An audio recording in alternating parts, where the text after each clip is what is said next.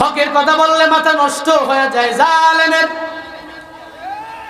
Doctor Afia সিদ্দিকার ব্যাপারে আমার বাংলাদেশের 100% মানুষ জানে না, 90% মানুষই জানে না, মাত্র 10% মানুষ তার ব্যাপারে জানে। কে সেই ডক্টর আফিয়া জানো?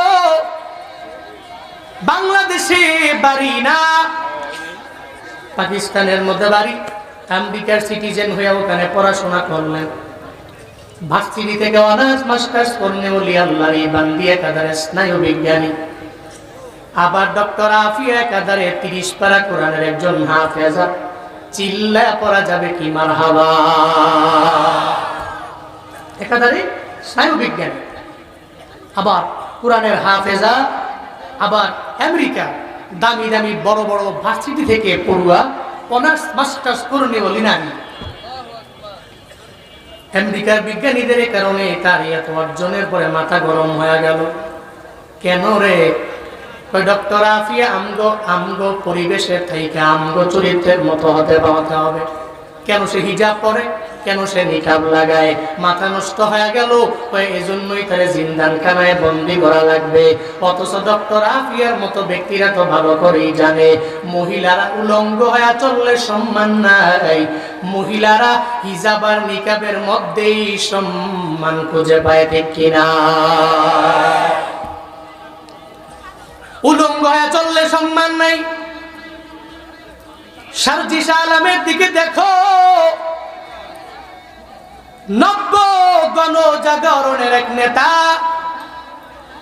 2 দিন আগে যে বিয়া করলেন এই সারজি শাহ আলম, চাইলে পারতেন যে আমার অনলাইনে ভালোই প্রচারণা আছে, আমার বউয়ের ছবিটা আমি ছাড়লে ভালো লাইকও পাওয়া যাবে, ভালো ফলোয়ারও আসবে, আমার বউ মানুষ দেখবে, এই চিন্তা নিয়ে সারে নাই।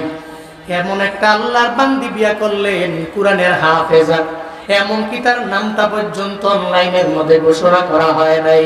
সারজি শাহ আলমরা ভালো করে জানে পর্দার মধ্যে আমার বউরে রাখলে আমার ঘরের মধ্যে রহমত আসবে, বরকত দিয়ে আল্লাহ পরিপূর্ণ ভরপুর বানায়া দিবে। এরা জানে রে, কারণ গায়রতলা স্বামীরা নিজের বউ নিয়ে অনলাইনের মধ্যে ব্যবসা করতে পারে না। একমাত্র যাদের ভিতরে গায়রত নাই, ব্যক্তিত্বহীনেরাই নিজের বউরে অনলাইনে আনতে পারে, ঠিক কিনা? বউ আমার বড় সুন্দরী, আমার বউ আমার ঘরের মধ্যে থাকবে, আমি দেখবো, কেউ দেখতে পারবে না। একটা গায়রতলা স্বামীর এটাই কথা, এই জন্য সে তার বউরে অনলাইনে আনতে পারে না। ও আল্লাহর বান্দারা, এই সারজি শাহ আলম থেকে তুমি শিক্ষা নাও। তুমি যে বিয়ে করার পরে বউয়ের ছবি ফেসবুকের মধ্যে দাও, ইউটিউবে দাও, আবার এখন থেকে ট্রেন্ডিং আমার দেশের মধ্যে হয়ে গেল। যখন থেকে নিজের ভিডিও মানুষ বেশি দেখে না, তখন এটা বিয়া করে বউটারে ঘরের মধ্যে আনে, এরপরে 2 জনে মিল্লা ভিডিও বানায়, আর এই ভিডিও মিলিয়ন ভিউজ হয়। ও মনে মনে ভাবে এটাই তো আমার ইনকামের প্রথম জায়গা, প্রথম খাত। কয়েকদিন পরে আবার একটা বাচ্চা আসে, এরপরে বাচ্চাটার প্রতি মাসে মাসে বার্থডে উদযাপন করে। এমন কাপল ব্লগার আমাদের দেশে আছে নানা। স্পষ্ট বউ ব্যবসায়ী আছে নাই? কিন্তু গায়রতহীনরা এটা করতে পারে, যার ভিতরে বিন্দু মাত্র পরিমাণ ব্যক্তিত্ব নাই। যার ভিতরে ব্যক্তিত্ব আছে সে জীবনে কোনোদিন তার বউকে অনলাইনে আনতে পারে না। হিজাবের সম্মান, নিকাবের ভিতরে সম্মান, পর্দায় নারীর সম্মান, ঠিক কিনা? আল্লাহ আমার মা বোনদেরকে হিজাব, নিকাব, পর্দা মেনটেন করে চলার তৌফিক দান করেন। আরো জোরে পড়েন আমিন। ডক্টর আফিয়া সিদ্দিকার দোষ কি? কোনো রিজন নাই। দোষ হলো সে মুসলিমা নারী। দোষ কি? তার দোষ হলো কেন সে নিকাব পরে চলে। দোষ কি? কেন হিজাব পরে, এটাই বড় দোষ। আবার হিজাব পইরা সে স্নায়ু বিজ্ঞানী কেমনে হয়? হিজাব পইরা আমরা সিটিজেন কেমনে হয়? পরে পাকিস্তানের করাচির আর্মিদেরকে বলল সে তো জঙ্গি সংগঠনের সাথে জড়িত আছে, আমাদের কাছে উঠে দাও। 2003 সাল থেকে নিয়ে 86 বছরের জেল ডক্টর আফিয়াকে দেওয়া হয়েছে। কত টর্চার তাই করা হয়েছে। এটাই দুনিয়ার স্বাভাবিক নিয়ম। স্বার্থে আঘাত লাগলে কুফফারদের মাথা গরম হয়। তখন এরা ভালো ভালো মানুষগুলোকে উইদাউট এনি রিজন জিন্দানখানায় বছরের পর বছর বন্দী রাখে। তবে মনে রাখবা, এই বন্দী রাখলেই মুসলমানদের ইসলামের জাগরণ বন্ধ করে দেওয়া যাবে না, কারণ এই বাতি দুনিয়ার কোনো ব্যক্তি জ্বালায় নাই, এই বাতি জ্বালিয়েছেন কে? আরো জোরে বলতে হবে কে? একজনের জবানকে বন্ধ করা যায়, কিন্তু তার ব্যাকগ্রাউন্ডে আরো 10 জন তৈরি করে দিতে পারে কে? বন্ধ করা যায়। জন্য ডক্টর আফিয়ার বোন গত বছর একটা সাংবাদিক সম্মেলনে উনি সাংবাদিকদের জানায়া দিল, বোনের দরবারে একদিন আমি গেলাম, আর যা বললাম, বোন আমার তোমার উপরে টর্চার করা হয়েছে আমি জানি, তবে কি পরিমাণ টর্চার করা হয়েছে আমার একটু বলো না। বোনরে জানায়া দিল, বোনরে দুনিয়ার এমন কোনো শাস্তি নাই যে আমারে দেওয়া হয় নাই। আমার মুখ থেকে যতগুলা দাঁত আছে প্লাসের মাধ্যমে উঠায় দেওয়া হয়েছে। দেখবেন আগের চেহারাটা দেখতে কেমন, এখন চেহারাটা দেখতে কেমন রে বাবা। আপনি দেখার পরে যদি খাঁটি মুসলিম হন, চোখের পানি আপনি ধরে রাখতে পারবেন না। ডক্টর আফিয়া বলে, বোন আমার একদিন টর্চার করতে করতে করতে করতে যখন আমার দুর্বল বানায় ফেললো, আমি ঘুমের ঘরে যখন ওই জিন্দানখানায় গেলাম, আমি তাকায় দেখি স্বপ্ন যুগে আমার মায়ার নবী হাজির। ডক্টর আফিয়া বলে, আমি বললাম, ও পয়গম্বর, কি দুঃখ আমার কপালে, কোনো কারণ নাই, কোনো কারণ ছাড়া এই জিন্দানখানার মধ্যে আমার বন্দী করে দেওয়া হলো, কোনো কি কারণ আমার, কি দুঃখ আমার? মায়ার নবী বলছে, আফিয়া, দুঃখ তো আমি তোমার জন্য করি না, তোমার কপালে দুঃখ না, দুঃখ আমার 200 কোটি উম্মত মুসলমানের জন্য, যারা আজ পর্যন্ত ডক্টর আফিয়ার পাশে দাঁড়াইতে পারে নাই। জুনায়েদ আল হাবিব গোপালগঞ্জের কাশিয়ানীর বেশপুর থেকে বলে গেলাম, রে বাপ, হাসরের ময়দানে ডক্টর আফিয়া যদি দাঁড়ায় যায়, আল্লাহকে যদি বলে, আল্লাহ গো আমার কোনো অন্যায় নাই, কোনো অপরাধ আমার নাই, কোনো অপরাধ ছাড়া আমার জিন্দানখানে এতটা বছর আমারে টর্চার করলো, আমারে শাস্তি দিয়ে দিল, 200 কোটি মুসলমানের 57টা মুসলিম রাষ্ট্রের শাসকেরা আমার পাশে দাঁড়াইতে পারে নাই। আল্লাহর কসম একবার, আল্লাহর কসম দুবার, শতবার করে বলে গেলাম, রে বাবা, ওদিন যদি বিচার দেয়, আমরা সবার জবান বন্ধ হবে, একটা জবাব আমরা দিতে পারবো না, ঠিক কিনা? ডক্টর আফিয়া সিদ্দিকার মতো ইমানদার হইও। এমন ইমানদার হতে গেলে দেখবা, হকের কথা বললে তোমার ব্যাকগ্রাউন্ডে অনেক দুশমন দাঁড়ায় যাবে। মায়ার নবী 40 বছর পর্যন্ত ভালো, এরপরে আমার মায়ার নবী তাদের কাছে আর ভালো না। নবীজি দাওয়াত দিতে লাগলেন, আবু জাহাল, উতবা সাহেবারা আমার নবীর কথাও শুনতে রাজি না, বরং কানের মধ্যে আঙ্গুল দিয়ে রাখে। নবী সাহাবায়ে কেরামদেরকে লইয়া যখন আমার মায়ের নবী হেরামের পাশে নামাজের মধ্যে দাঁড়ায় যায়, উটের নারী বুড়িগুলো পর্যন্ত আমার মায়ার নবীর উপরে চাপায়া দেয়। নবীর মনটা বড় খারাপ, চোখের পানি ফালায়া ফালায়া মায়ার নবী কান্না করে উদ্বিগ্ন হয়ে গেল। আল্লাহ কয়, জিবরাইল, আমার মায়ার নবী চোখের পানি ফালায়া কান্না করবে, মানতে পারি না। সূরা ইনশিরা নিয়ে আমার মায়ার নবীর দরবারে যাও, নবীরে গিয়া জানায়া দাও, চিন্তা করার নবীর দরকার নাই, আমি আল্লাহ যারে চাই তার বক্ষটাকে ইসলামের জন্য আমি আল্লাহ কবুল করে নেই, আমি আল্লাহ যারে চাই না তার বক্ষটা ইসলামের জন্য কবুল হবে না। আলাম নাশরাহ লাকা সাদরাকা ওয়া ওয়াদা'না আনকা ওয়িজারাক আল্লাযী আনকাদা যাহরাকা ওয়া রাফা'না লাকা যিকরাক। চিল্লা পড়া যাবে আল্লাহু আকবার, আরো জোরে আল্লাহু আকবার।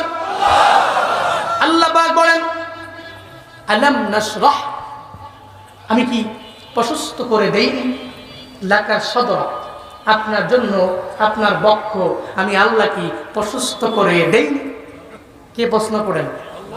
কে প্রশ্ন করেন? কারে করেন? বুঝেন? আল্লাহ প্রশ্ন করছেন, আমি কি আপনার জন্য আপনার বক্ষটাকে প্রশস্ত করে দেইনি? কিন্তু ব্রড মাইন্ড, আপনার এই সিনা থেকে, আপনার এই বক্ষ থেকে আমি ছিঁড়ে ভিতর থেকে হৃদয়টাকে বের করেছি। কেউ বলেন দুবার, কেউ বলেন তিনবার, কেউ বলেন চারবার, যেটাকে বলা হয় শক্কে সদর, শরহে সদর। 4 বছর বয়সে আল্লাহ নবীর কাছে পাঠিয়েছেন প্রথমে, এরপরে মেয়েরাজে নেওয়া ডাকে। কোন সময়? মেয়েরাজে নেওয়া। জিব্রাইল এবং মিকাইল দুইজনে আসছেন, আয়েশা নবীর ঘুম থেকে জাগা উম্মে হানির ঘর থেকে নিয়ে বের করে হেরেমের পাশে বসেয়া হাতিমে কাবার পাশে নবীর ভিতর থেকে বক্ষটা ছিঁড়া ভিতর থেকে হৃদয়টাকে বের করলেন। বের করে একটা পেয়ালার মধ্যে রাখলেন, আরেকটা পেয়ালায় ঈমান আর হিকমত রাখলেন। এক পেয়ালায় বক্ষ থেকে বের করে হৃদয়টাকে রাখলেন, আরেকটা পেয়ালায় রাখলেন ঈমান আর হিকমত। আরে ঈমান আর হিকমত রাখলেন কেমনে? যদি মনের মধ্যে প্রশ্ন জাগে, তাহলে ঈমান তো ধরা যায় না। ধরা যায়? ছোঁয়া যায়, স্পর্শ করা যায় না। হিকমত ধরা যায় না, ছোঁয়া যায় না, স্পর্শ করা যায় না। এটা খুইলা বাটির মধ্যে রাখলেন কেমনে? গোপালগঞ্জের মানুষের যদি প্রশ্ন জাগে, তাহলে উত্তর হবে, আপনার জ্বর উঠে না? জ্বর উঠলে জ্বর কি দেখা যায়? ছোঁয়া যায়? ধরা যায়? ডক্টরের কাছে যাওয়ার পরে ডক্টর জানায় দিল থার্মোমিটার লাগা, তোমার বডির মধ্যে 98 ডিগ্রি, 99 ডিগ্রি, 100 ডিগ্রি সেলসিয়াস তাপমাত্রা, এতটুকু জ্বর তোমার বডির মধ্যে আছে। তাহলে জ্বর দেখাও যায় না, ছোঁয়াও যায় না, ধরাও যায় না। থার্মোমিটার লাগাইলে বলা যায় বডির মধ্যে কি পরিমাণে জ্বর আছে। গোপালগঞ্জের মুসলমান ঈমান ধরাও যায় না, ছোঁয়াও যায় না, স্পর্শ করাও যায় না, হিকমত ধরাও যায় না, ছোঁয়াও যায় না, ধরাও যায় না। তবে আল্লাহর এমন কিছু ওলি আছে রে, চেহারা দেখলেই বলতে পারে তার ঈমান কতটুকু আছে, হিকমত কি পরিমাণে আছে। আউলিয়ায়ে কেরাম সারা জীবনে কোনোদিন এটাকে কেউ মাপতে পারবে না, ঠিক কিনা? আউলিয়ায়ে কেরাম সারা কেউ মাপতে পারবে। তো বলতেছিলাম, ঈমান আর হিকমত রাখলেন, হৃদয়টাকে রাখলেন পরিষ্কার করে জমজমের পানি দিয়া ধুয়া নবীর ভেতর থেকে সমস্ত ময়লা রক্তপিণ্ড বের করে যে সিনা চাপ করেছেন, আল্লাহ সূরা ইনশিরাহ 1 নম্বর আয়াতে সেটা বলেছেন, আমি কি আপনার বক্ষটাকে ইসলামের জন্য প্রশস্ত করে দেইনি? চিল্লায় কি পড়া যাবে মারহাবা? আরো জোরে পড়া যাবে সুবহানাল্লাহ। আমি আপনার বক্ষটাকে প্রশস্ত করে দিয়েছি। فَمَن يُرِدِ اللَّهُ أَن يَهْدِيَهُ يَشْرَحْ صَدْرَهُ لِلْإِسْلَامِ। আল্লাহ পাক বলেন, আল্লাহ যারে চায় হিদায়াত দিয়া দিবে, ইসলামের জন্য কবুল করে নিবে, ইসলামের পথে তারে প্রতীক বানিয়ে দিবে। আল্লাহ তার কলবটাকে, তার অন্তরটাকে, তার বক্ষটাকে আল্লাহ পাক প্রশস্ত করে দেয়। চিল্লায় পড়েন সুবহানাল্লাহ। হযরত বেলালের দিকে দেখো, ওই বেলালের দাম আমার মাওলার দরবারে কম না বেশি? কম না বেশি? কিন্তু আবু জাহালের দাম আমার আল্লাহর দরবারে আছে? আছে? উতবার দাম আল্লাহর দরবারে নাই, সাইবার দাম আল্লাহর দরবারে নাই, ওয়ালিদ ইবনে মুগীরার দাম রবের দরবারে নাই। কিন্তু হযরত বেলাল রাদিয়াল্লাহু আনহুর দাম আমার মাওলার দরবারে এত পরিমাণে বেশি নে বাবা। কেন? বেলালের বক্ষটাকে আল্লাহ ইসলামের জন্য কবুল করলেন, আবু জাহালের বক্ষটা আল্লাহ ইসলামের জন্য কবুল করেন নাই। মক্কা মদিনায় উমরা করার জন্য যারা যায়, আপনারা তো দেখলেন নে বাবা, তাওয়াফ করলেন 7 বার, এরপরে গেলেন সাই করার জন্য, সাফা টু মারওয়া, মারওয়া টু সাফা, সাফা টু মারওয়া, মারওয়া টু সাফা, সাফা টু মারওয়া।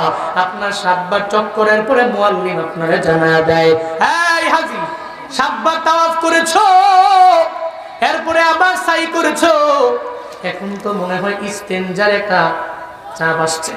কইছে তো মারওয়া থেকে বের হয়ে একটু দূর গেলি হাম্মাম আবি জাহাল, আবু জাহালের বাড়ি, হেনে গিয়া কয় এবার 1 নাম্বার করেন। মুরব্বি সাহেব জীবনে তো আবু জাহালের কথা কবে শোনেন নাই, চাপ আসলে 2 নাম্বারটা আরো আগে ছাড়ে। হাজী সাহেব কয়ে পাইছি আবু জাহালের বাড়ি, এই হাম্মামে গিয়া একেবারে ব্যাগ না আসলো, চাপ না আসলো, হ্যাঁ 1 নাম্বার 2 নাম্বার করে, ঠিক কিনা? এরপর ওখান থেকে বের হলি একটু দূর গেলে ধরেন ওই প্যান্ডেলের লাশ মাথা, আর এখানে স্টেজ, এখানে ধরেন আবু জাহালের বাড়ি, ওই জায়গাটায় আমার মায়ার নবীর বাড়ি। সুবহানাল্লাহ করবেন না? ওই জায়গায় নবীর বাড়ি থেকে আবু জাহালের বাড়ি অনেক দূরে। কেউ অনেক দূরে। আমি ওখানে যাওয়ার পরে মনে মনে ভাবি, রে বাপ, নবীর বাড়ি আবু জাহালের বাড়ি এত পরিমাণে দূরে না, কিন্তু নবী তো দাওয়াত কম দেন নাই, আল্লাহ কবুল করে নয়, বিদায় আবু জাহালের কপালে কালেমা নাই। হযরত বেলাল রবের দরবারে কত পরিমাণে দামি হয়ে গেছে, বেলাল রবের দরবারে দামি হয়ে গেছে রে। এত দূর থেকে আইসা কালেমা পড়া মুসলমান হয়া আল্লাহর কাছে বড় সম্মানী হয়ে গেল। এর মানে বোঝা যায় হেদায়েত যার কপালে থাকে আল্লাহ যারে দেয় সে পায়, আল্লাহ যারে দেয় না, যার পক্ষটাকে আল্লাহ ইসলামের জন্য কবুল করে নেয় না, জীবনে কোনোদিন ওই হিদায়াত নামক দৌলত পাবে না। সারা দুনিয়ার সমস্ত পীর আউলিয়া আইনা যদি পানির মধ্যে ফু দেয়, পানির মধ্যে ফু দিয়া যদি কয় পানি পান করে নাও, হেদায়েত পাবে না যদি আল্লাহ না দেয়। আর আল্লাহ যদি দেয়, কোনো পীর লাগবে না, কোনো বুজুর্গ লাগবে না, কোনো আলেম লাগবে না। আল্লাহ যদি দেয় তাহলে জুনায়েদ জামশেদের মতো হয়ে যাবে। আগে গান গাইতো, সিঙ্গার ছিল, গানের সিঙ্গার। আল্লাহ এমন কবুল করে নিয়েছেন, আল্লাহ এত পরিমাণে দামি বানায় দিয়েছে। আজ সারা বিশ্বের সমস্ত মুসলিম রাষ্ট্রের মধ্যে জুনায়েদ জামশেদের দাম আছে না নাই? ওনার নাশিদ শুনে কি শুনে না? রবের দরবারে আল্লাহ দামি বানায় নিলেন, আল্লাহ তার বক্ষটাকে ইসলামের জন্য কবুল করে নিলেন। সূরা ইনশিরাহ 2 এবং 3 নম্বর আয়াতে আল্লাহ নবীকে বলেন, ওয়া ওয়াদানা আনকা উযরাকাল্লাযী আনকাযা যাহরাক। চিল্লায় পড়েন আল্লাহু আকবার, আরো জোরে আল্লাহু আকবার। আল্লাহ পাক বলেন, ওয়া ওয়াদানা, আর আমি নামিয়ে দিলাম, আনকা নবী আপনার থেকে, উইজরক আপনার জিন্দেগীর সমস্ত বোঝা আমি আল্লাহ নামায়া দিলাম। আল্লাযী আনকাযা যাহরাক, যে বোঝা আপনার পৃষ্ঠদেশ পর্যন্ত নয়া দিয়েছিল, ওই সমস্ত বোঝা আমি আল্লাহ আপনার থেকে নামায়া দিলাম। কোন সুবহানাল্লাহ। বোঝা কি? বোঝা হলো নবীর জিন্দেগীতে কোনো গুনাহ আছে? কথা বলে না। আপনারা ঘুমাইতেছেন, রাগ করতেছেন, পড়েন সুবহানাল্লাহ। হইছে না? কোন আলহামদুলিল্লাহ। আরো জোরে চিল্লা আল্লাহু আকবার। নাস্তিকতা নিপাজ্জাত, দিন ইসলাম জিন্দাবাদ। নাস্তিকতা নিপাজ্জাত, দিন ইসলাম জিন্দাবাদ। কোটি প্রাণে একই আওয়াজ, খোদার দহি ছাড় পাবে না, এই বাংলায় ঠাই হবে না। মুসলমানরা জেগেছে আজ, জোরকদমে সামনে চলো, বজ্র কণ্ঠে আওয়াজ তুলো, সবে মিলে একই তালে দাও না স্লোগান, নারায়ে তাকবীর, লিল্লাহে তাকবীর। হকের কথা বললে মাথা নষ্ট হয়ে যায় জালেমের। ডক্টর আফিয়া সিদ্দিকার ব্যাপারে আমার বাংলাদেশের 100% মানুষ জানে না, 90% মানুষই জানে না, মাত্র 10% মানুষ তার ব্যাপারে জানে। কে সেই ডক্টর আফিয়া জানো? বাংলাদেশে বাড়ি না, পাকিস্তানের মধ্যে বাড়ি। আমেরিকার সিটিজেন হয়ে ওখানে পড়াশোনা করলেন, ভার্সিটি থেকে অনার্স মাস্টার্স করলেন, ওলি আল্লাহর ইমান দিয়ে একাধারে স্নায়ু বিজ্ঞানী। আবার ডক্টর আফিয়া একাধারে 30 পারা কোরআনের একজন হাফেজা। চিল্লা পড়া যাবে কি মারহাবা। একাধারে স্নায়ু বিজ্ঞানী, আবার কোরআনের হাফেজা, আবার আমেরিকা দামি দামি বড় বড় ভার্সিটি থেকে পড়ুয়া অনার্স মাস্টার্স করে বলি না। আমেরিকার বিজ্ঞানীদের কারণে তার এত অর্জনের পরে মাথা গরম হয়ে গেল। কেন রে? ডক্টর আফিয়া আমগো পরিবেশের থেকে আমগো চরিত্রের মতো হতে হবে। কেন সে হিজাব পরে? কেন সে নিকাব লাগায়? মাথা নষ্ট হয়ে গেল, এজন্যই তারে জিন্দানখানায় বন্দি করা লাগবে। অথচ ডক্টর আফিয়ার মতো ব্যক্তিরা তো ভালো করেই জানে মহিলারা উলঙ্গ হয়ে চললে সম্মান নাই, মহিলারা হিজাব আর নিকাবের মধ্যেই সম্মান খুঁজে পায়, ঠিক কিনা? উলঙ্গ হয়ে চললে সম্মান নাই। সারজিশা আলমের দিকে দেখো, নব্য গণজাগরণের এক নেতা 2 দিন আগে যে বিয়া করলেন এই সারজিশা আলম, চাইলে পারতেন যে আমার অনলাইনে ভালোই প্রচারণা আছে, আমার বউয়ের ছবিটা আমি ছাড়লে ভালো লাইকও পাওয়া যাবে, ভালো ফলোয়ারও আসবে, আমার বউ মানুষ দেখবে, এই চিন্তা নিয়ে সারে নাই। এমন একটা আল্লাহর বান্দি বিয়া করলেন, কুরআনের হাফেজা, এমনকি তার নামটা পর্যন্ত অনলাইনের মধ্যে ঘোষণা করা হয় নাই। সারজিশা আলমরা ভালো করে জানে পর্দার মধ্যে আমার বউরে রাখলে আমার ঘরের মধ্যে রহমত আসবে, বরকত দিয়ে আল্লাহ পরিপূর্ণ ভরপুর বানায়া দিবে। এরা জানে রে, কারণ গায়রতলা স্বামীরা নিজের বউ নিয়ে অনলাইনের মধ্যে ব্যবসা করতে পারে না। একমাত্র যাদের ভিতরে গায়রত নাই, ব্যক্তিত্বহীনেরাই নিজের বউরে অনলাইনে আনতে পারে, ঠিক কিনা? বউ আমার বড় সুন্দরী, আমার বউ আমার ঘরের মধ্যে থাকবে, আমি দেখবো, কেউ দেখতে পারবে না। এটা গায়রতলা স্বামীর এটাই কথা, এজন্য সে তার বউরে অনলাইনে আনতে পারে না। ও আল্লাহর বান্দারা, এই সারজিশা আলম থেকে তুমি শিক্ষা নাও। তুমি যে বিয়ে করার পরে বউয়ের ছবি ফেসবুকের মধ্যে দাও, ইউটিউবে দাও, আবার এখন থেকে ট্রেন্ডিং আমার দেশের মধ্যে হয়ে গেল, যখন থেকে নিজের ভিডিও মানুষ বেশি দেখে না, তখন এটা বিয়া করে বউটারে ঘরের মধ্যে আনে, এরপরে 2 জনে মিল্লা ভিডিও বানায়, আর এই ভিডিও মিলিয়ন ভিউজ হয়। ও মনে মনে ভাবে এটাই তো আমার ইনকামের প্রথম জায়গা, প্রথম খাত। কয়েকদিন পরে আবার একটা বাচ্চা আসে, এরপর এই বাচ্চাটার প্রতি মাসে মাসে বার্থডে উদযাপন করে। এমন কাপল ব্লগার আমগো দেশে আছে নানা। স্পষ্ট বউ ব্যবসায়ী আছে নাই? কিন্তু গায়রতহীনরা এটা করতে পারে, যার ভিতরে বিন্দু মাত্র পরিমাণ ব্যক্তিত্ব নাই, যার ভিতরে ব্যক্তিত্ব আছে, সে জীবনে কোনোদিন তার বউকে অনলাইনে আনতে পারে না। হিজাবের সম্মান, নিকাবের ভিতরে সম্মান, পর্দায় নারীর সম্মান, ঠিক কিনা? আল্লাহ আমার মা বোনদেরকে হিজাব, নিকাব, পর্দা মেনটেন করে চলার তৌফিক দান করেন।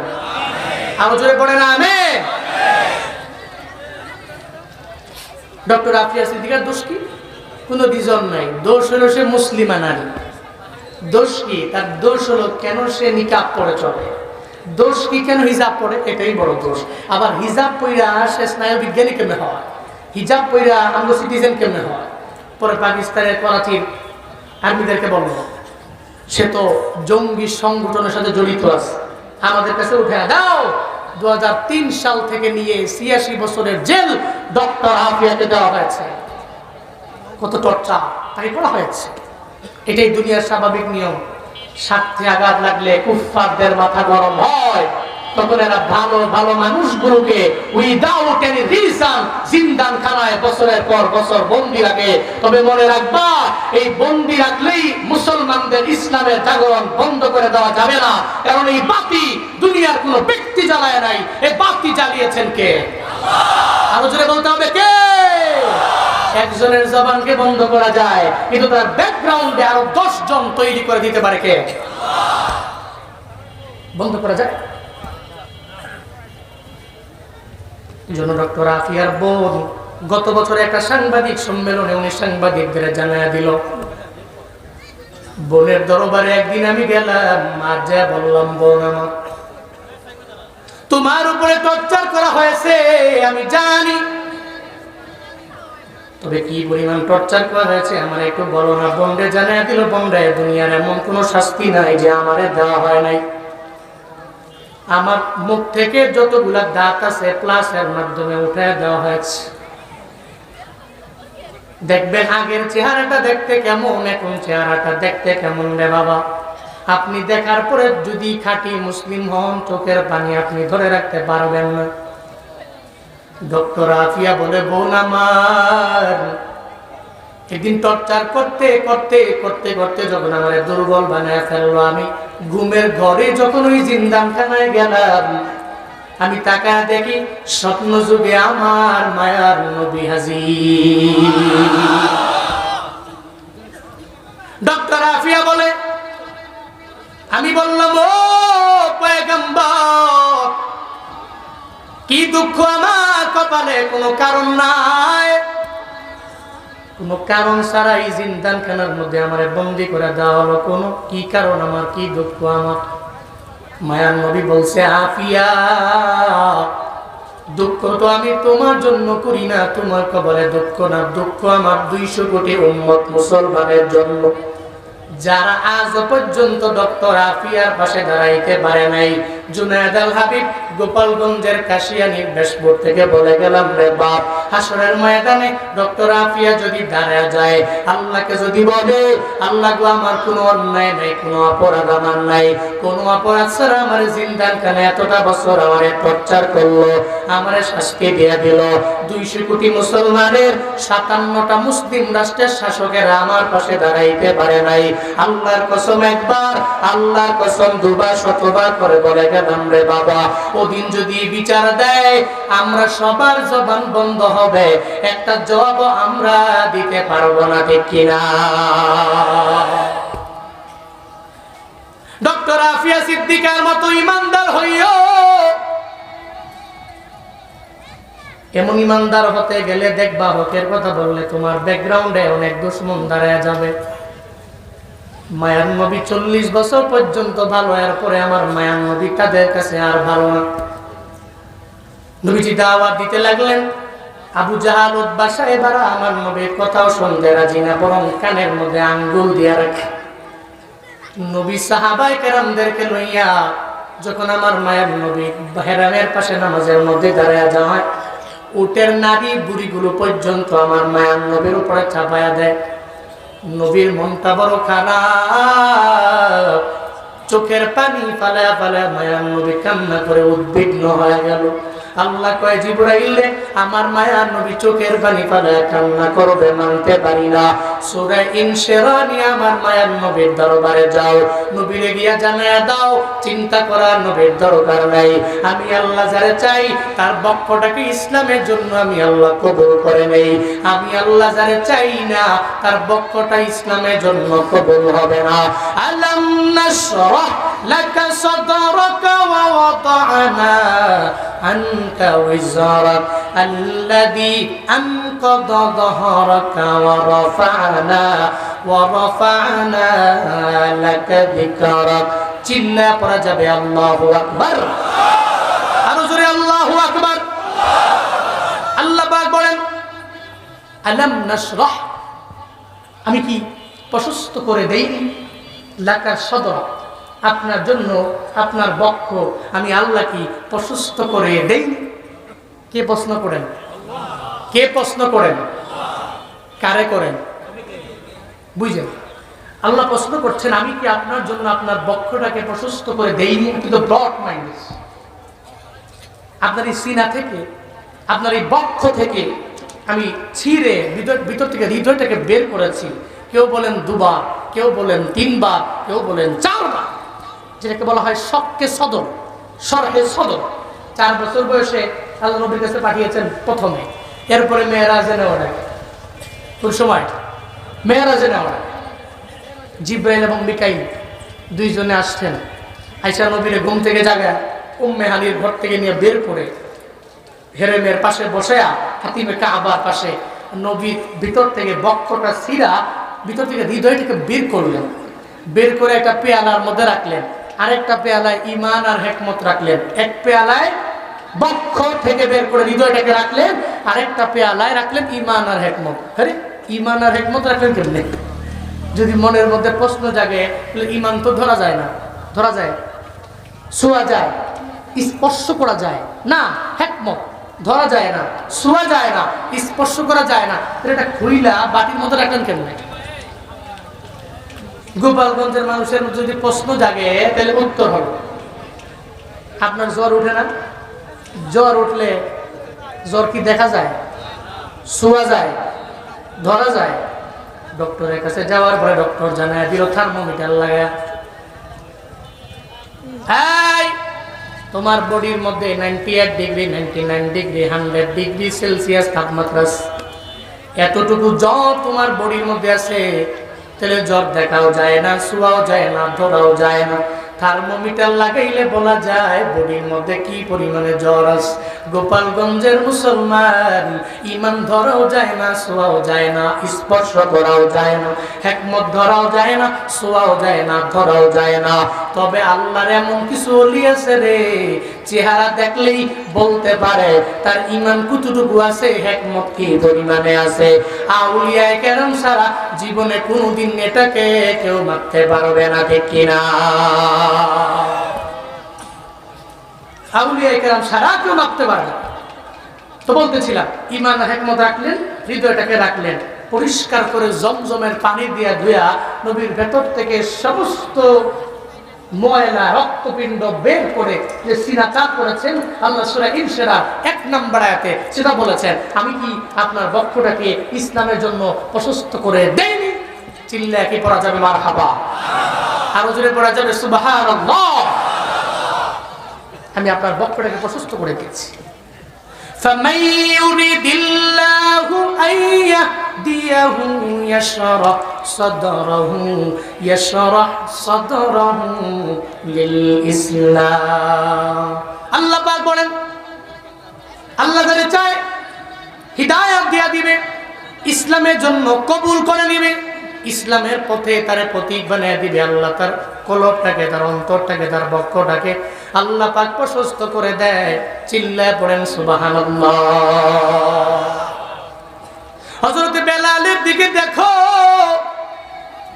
ওই বেলালের দাম আমার মাওলার দরবারে কম না বেশি? কম না বেশি? কিন্তু আবু জাহালের দাম আমার আল্লাহর দরবারে আছে, আছে? উতবার দাম আল্লাহর দরবারে নাই, সাইবার দাম আল্লাহর দরবারে নাই, ওয়ালিদ ইবনে মুগীরার দাম রবের দরবারে নাই। কিন্তু হযরত বেলাল রাদিয়াল্লাহু আনহুর দাম আমার মাওলার দরবারে এত পরিমাণে বেশি নে বাবা। কেন? বেলালের বক্ষটাকে আল্লাহ ইসলামের জন্য কবুল করলেন, আবু জাহালের বক্ষটা আল্লাহ ইসলামের জন্য কবুল করেন নাই। মক্কা মদিনায় উমরা করার জন্য যারা যায়, আপনারা তো দেখলেন রে বাবা, তাওয়াফ করলেন 7 বার, এরপরে গেলেন সাই করার জন্য, সাফা টু মারওয়া, মারওয়া টু সাফা, সাফা টু মারওয়া, মারওয়া টু সাফা, সাফা টু মারওয়া। আপনার 7 বার চক্করের পরে মুআল্লিম আপনারে জানায়া দেয়, এই হাজী 7 বার তাওয়াফ করেছো, এরপরে আবার সাই করেছো, এখন তো মনে হয় ইস্তেনজার একটা চাপ আসছে। কইছে তো মারওয়া থেকে বের হয়ে একটু দূর গেলি হাম্মাম আবি জাহাল, আবু জাহালের বাড়ি, হেনে গিয়া কয় এবার 1 নাম্বার করেন। মুরব্বী সাহেব জীবনে তো আবু জাহালের কথা কম শোনেন নাই, চাপ আসলে 2 নাম্বারটা আরো আগে ছাড়ে। হাজী সাহেব পাইছি আবু জাহালের বাড়ি, এই হাম্মামে গিয়া একেবারে ব্যাগ না আসলো, চাপ না আসলো, হ্যাঁ 1 নাম্বার 2 নাম্বার করে, ঠিক কিনা? এরপর ওখান থেকে বের হলি একটু দূর গেলে ধরেন ওই প্যান্ডেলের লাশ মাথা, আর এখানে স্টেজ, এখানে ধরেন আবু জাহালের বাড়ি, ওই জায়গাটায় আমার মায়ার নবীর বাড়ি। সুবহানাল্লাহ করবেন না? ওই জায়গায় নবীর বাড়ি থেকে আবু জাহালের বাড়ি অনেক দূরে, কেউ অনেক দূরে। আমি ওখানে যাওয়ার পরে মনে মনে ভাবি, রে বাপ, নবীর বাড়ি আবু জাহালের বাড়ি এত পরিমাণে দূরে না, কিন্তু নবী তো দাওয়াত কম দেন না, আল্লাহ কবুল করে নয়, বিদায় আবু জাহালের কপালে কালেমা নাই। হযরত বেলাল রবের দরবারে কত পরিমাণে দামি হয়ে গেছে, বেলাল রবের দরবারে দামি হয়ে গেছে রে। এত দূর থেকে আইসা কালেমা পড়া মুসলমান হয়া আল্লাহর কাছে বড় সম্মানী হয়ে গেল। এর মানে বোঝা যায় হেদায়েত যার কপালে থাকে আল্লাহ যারে দেয় সে পায়, আল্লাহ যারে দেয় না, যার বক্ষটাকে আল্লাহ ইসলামের জন্য কবুল করে নেয় না, জীবনে কোনোদিন ওই হিদায়াত নামক দৌলত পাবে না। সারা দুনিয়ার সমস্ত পীর আউলিয়া আইনা যদি পানির মধ্যে ফু দেয়, পানির মধ্যে ফু দিয়া যদি কয় পানি পান করে নাও, হেদায়েত পাবে না যদি আল্লাহ না দেয়। আর আল্লাহ যদি দেয়, কোনো পীর লাগবে না, কোনো বুজুর্গ লাগবে না, কোনো আলেম লাগবে না। আল্লাহ যদি দেয় তাহলে জুনায়েদ জামশেদের মতো হয়ে যাবে। আগে গান গাইতো, সিঙ্গার ছিল, গানের সিঙ্গার। আল্লাহ এমন কবুল করে নিয়েছেন, আল্লাহ এত পরিমাণে দামি বানিয়ে দিয়েছে। আজ সারা বিশ্বের সমস্ত মুসলিম রাষ্ট্রের মধ্যে জুনায়েদ জামশেদের দাম আছে না নাই? ওনার নাশিদ শুনে কি শুনে না? রবের দরবারে আল্লাহ দামি বানায় নিলেন। আল্লাহ তার বক্তটাকে ইসলামের জন্য কবুল করে নিলেন। সূরা ইনশিরাহ 2 এবং 3 নম্বর আয়াতে আল্লাহ নবীকে বলেন, ওয়া ওয়াদানা আনকা উযরাকাল্লাযী আনকাযা যাহরাক। চিল্লায় পড়েন আল্লাহু আকবার। আরো জোরে আল্লাহু আকবার। আল্লাহ পাক বলেন, ওয়া ওয়াদানা, আর আমি নামিয়ে দিলাম, আনকা নবী আপনার থেকে, উইজরক আপনার জিন্দেগীর সমস্ত বোঝা আমি আল্লাহ নামায়া দিলাম। আল্লাযী আনকাযা যাহরাক, যে বোঝা আপনার পৃষ্ঠদেশ পর্যন্ত নয়া দিয়েছিল, ওই সমস্ত বোঝা আমি আল্লাহ আপনার থেকে নামায়া দিলাম। কোন সুবহানাল্লাহ। বোঝা কি? বোঝা হলো নবীর জিন্দেগীতে কোনো গুনাহ আছে? কথা বলে না। আপনারা ঘুমাইতেছেন, রাত করতেছেন, করেন সুবহানাল্লাহ। হইছে না? কোন আলহামদুলিল্লাহ। আরো জোরে চিল্লে আল্লাহু আকবার। নাস্তিকতা নিপাজ্জাত, দিন ইসলাম জিন্দাবাদ। নাস্তিকতা নিপাজ্জাত, দিন ইসলাম জিন্দাবাদ। কোটি প্রাণে একই আওয়াজ, খোদার দহি ছাড় পাবে না, এই বাংলায় ঠাই হবে না। মুসলমানরা জেগেছে আজ। জোর কদমে সামনে চলো, বজ্র কণ্ঠে আওয়াজ তুলো, সবাই মিলে একই তালে দাও না স্লোগান, নারায়ে তাকবীর, লিল্লাহে তাকবীর। বানায়া উম্মত কি নগহবান, খুদা তুমকো বানায়া। उम्मत की नगहबान, खुदा तुमको बनाया। या रब मेरे आँखों में समा जाए मदीना। या रब मेरे आँखों में समा जाए मदीना। मुद्दत से मेरे दिल में तमन्ना है मदीना। मुद्दत से मेरे दिल में तमन्ना है मदीना। ঐতিহ্যবাহী গোপালগঞ্জ জেলার কাশিয়ানী বিশপুর পশ্চিম পাড়া রেল লাইন সংলগ্ন জামিয়া মসজিদ কমিটি ও এলাকাবাসী উদ্যোগে আয়োজিত ষষ্ঠ বার্ষিক ওয়াজুদওয়ার মাহফিলের আজ 3রা ফেব্রুয়ারি 2025 মুতাবাররাকি মজলিসের সম্মানিত প্রধান মুফাসসির, আন্তর্জাতিক খ্যাতি সম্পন্ন মুফাসসির কোরআন, বিশিষ্ট ইসলামী চিন্তাবিদ জনাব আলহাজ হযরত মাওলানা আল্লামা কামরুল ইসলাম সাঈদ আনসারী সাহিব দামাত বরকাতুহুম পীর সাহেব টেকেরহাট, আজকের মাহফিলে বাকি যারা আছেন সব আমরাই। আজকের এই মাহফিলের আমার পরে কথা বলবেন বিশ্বজয়ী হাফেজ ও কারীদের উস্তাদ, আমার প্রিয় বাজান তাশরিফ, যাকে বাজান বলে, রায়হান বাজানকে বাজান বলে, আমি ওনাকে বাজান বলি। একসময় আরেকজন বলতো। সুন্দর মন মানসিকতা যার অনেক পরিমাণে ভালো, ঐতিহ্যবাহী এক মাদ্রাসা, সারা বাংলাদেশ নয়, বাংলা ভাষাভাষী মানুষ সারা বিশ্বের যে কোনো প্রান্তে যারা আছেন প্রত্যেকেই যাকে চিনেন, আর রায়হান ইন্টারন্যাশনাল মাদ্রাসা ঢাকায় সম্মানিত প্রতিষ্ঠাতা পরিচালক হযরত মাওলানা মুফতি আব্দুল কাইয়ুমুল্লাহ সাহিব দামাত বরকাতুহুম আমার আগেই কথা বলেছেন। আমার বন্ধুবর সুন্দর, আল্লাহ ওনাকে একটা দারাজ কণ্ঠ দিয়েছেন, কণ্ঠতে হেবি শক্তি আছে। আমি তার কণ্ঠের প্রেমে পড়ি মাঝে মাঝে, নাশিদে এবং ওয়াজে। সুন্দর কথা বলেন, দেশব্যাপী ইন্টারন্যাশনাল লেভেলেও যার সুনাম সুখ্যাতি ছড়িয়ে আছে হাফেজ কারি মাওলানা জুবায়ের আহমদ তশরিফ সাহিব দামাত বরকাতুহুম ঢাকা। আজকের মাহফিলের আরো একজন আকর্ষণ, যিনি মূল আকর্ষণ, এই যে মানুষগুলো বসে আছেন প্রত্যেকের হৃদয়ের গহীনে যার ভালোবাসা আছে, আপনারা মহব্বত করেন, পছন্দ করেন। আমার বন্ধুবর বিশ্বজয়ী কারি আবু রেহান দামাত বরকাতুহুম। আজকে মাহফিলের সম্মানিত সভাপতি খায়রহাট মারকাজুস সুন্নাহ মুরতাজিয়া মাদ্রাসা মুহতামিম হাফেজ মাওলানা আনিসুর রহমান সাহিব। আজকের মাহফিলের জন্য অক্লান্ত পরিশ্রম করেছেন বিশিষ্ট ব্যবসায়ী ও সমাজসেবক। এই মাহফিল দাঁড়িয়েছে ব্যাকগ্রাউন্ডে যার অনেক শ্রম আছে, আর্থিক শারীরিক উভয় লাইনে। হাফেজ মোহাম্মদ ইবাদত হোসেন দামাত বরকাতুহুম। আজকের মাহফিলের উপস্থাপনায় মুফতি নুরুল ইসলাম ফরিদি পত্র মসজিদের ইমাম খতিব রয়েছেন। বাদাল আসর থেকে নিয়ে এ পর্যন্ত কোরআন এবং হাদিস থেকে দিক নির্দেশনামূলক বাণী আপনাদেরকে অনেকেই শুনিয়েছেন, আপনারাও শুনছেন।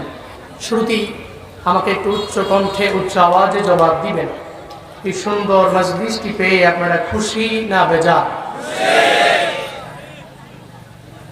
মনে হয় যে অর্ধেক মানুষ খুশি, বাকি অর্ধেক মানুষ বেজার। এই সুন্দর মজলিসটি পেয়ে আপনারা খুশি না বেজার? একটু একটু খুশি না বেশি খুশি? আজকের এই মাহফিলের আয়োজন যারা করেছেন, আল্লাহ প্রত্যেককে দুনিয়া এবং আখিরাত উভয় জগতে কল্যাণকামীদের অন্তর্ভুক্ত বানায় দেন। সকলেই পড়ি আমিন। স্পেশালি হাফেজ মাওলানা মোহাম্মদ ইবাদত হোসেন, আল্লাহ ভাইয়ের রিজিকে ব্যবসাতে বারাকা দান করেন। সকলে পড়ি আমিন। ভাই সব লং টাইম কথা বলা যাবে না। আজকের এই মাহফিলে দেশের সুনামধন্য মশহুর প্রসিদ্ধ মানুষগুলো এই মঞ্চে আছেন এবং ডক্টর কামরুল ইসলাম সাইদ আনসারী উনিও আছেন, উনিও আসবেন। সবাই দামি, ইলমের দিক থেকে, হিলমের দিক থেকে, আমলের দিক থেকে প্রত্যেকেই অগ্রগামী। বেশি কথা বলার সময় নেই, সংক্ষিপ্ত সময়ে যতক্ষণ পারি নির্ধারিত টাইমে কথা বলবো। আল্লাহ আমাকে বলার, আপনাদেরকেও শোনার তৌফিক দান করেন। করেন আমিন। আমি ব্যক্তিগতভাবে অনেক ক্লান্ত। গতকালকে আমার যেখানে প্রোগ্রাম ছিল, একটা কারণ এই প্রোগ্রাম থেকে বাসায় ফিরতে আমার সময় হয়ে গেছে দিনের 10টা।